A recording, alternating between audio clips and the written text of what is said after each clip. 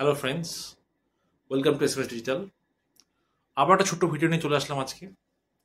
তো আজকের ভিডিওটা কিছুটা প্রাসঙ্গিক, কারণ আমরা রিসেন্টলি যেরকম একটা দুর্যোগপূর্ণ আবহাওয়ার সম্মুখীন হলাম, মানে জাস্ট দু একদিন আগেই একদম চারপাশে বৃষ্টিতে পুরো চারপাশ একদম ভেসে যাচ্ছিল প্রায় এরকম অবস্থা। চারদিকে জলে থই থই অবস্থা, হাঁটু অব্দি চারদিকে জল। ইনফ্যাক্ট আমি যেখানে থাকি নিউ টাউন, সেখানে মোটামুটি বলা হয় যে নাকি জল প্রায় জমে না, কিন্তু সেখানেও দেখলাম ভালোই মতোই জল জমেছে। তো আজকে তাই ভাবলাম একটু এই বৃষ্টি সম্বন্ধীয় কিছু একটু ভিডিও ছোট একটা নিয়ে আসি। তো আমরা তো সবাই জানি যে ছোটবেলায় যখন বলা হতো যে একটা বৃষ্টির ফোঁটা এঁকে দেখাও, তো আমরা মোটামুটি কিরকম আঁকতাম, একটা টিয়ার ড্রপ যেরকম হয় সেরকম এঁকে দেখাতাম। তো সেটা কি সত্যি ঠিকঠাক, শেপটা কি একদম পারফেক্ট, নাকি একটু অন্যরকমও শেপ হয়? তো আজকে আলোচনাটা সেই বিষয়তেই। তো ব্যাপার হচ্ছে, আহ, আমরা সবাই জানি যে সার্কুলার যে স্ট্রাকচার হয় সেটার একদম সর্বনিম্ন এনার্জি হয় থ্যাঙ্কস টু সারফেস টেনশন।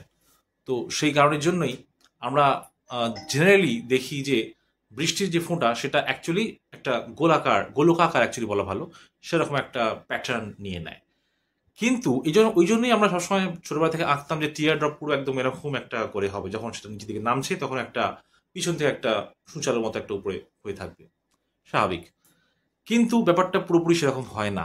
তার কারণ যখন রেন ড্রপ ধীরে ধীরে বড় হয়, তখন এয়ার রেজিস্ট্যান্সের জন্য সামনেটা একটু ফ্ল্যাট হয়ে যায়। তার ফলে হয় কি, একটা বান পাউরুটির মতো দেখতে লাগে জিনিসটা, পিকচারটা।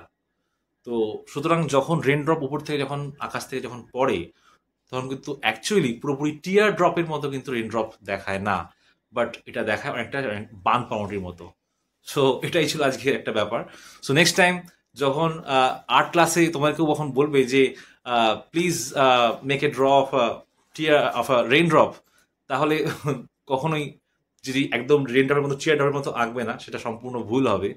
বিকজ আমরা বলতে পারি nature doesn't want tear drops but buns. Thank you. Next time আবার একটা অন্য কোনো ভিডিও নিয়ে আসবো, সঙ্গে থাকো।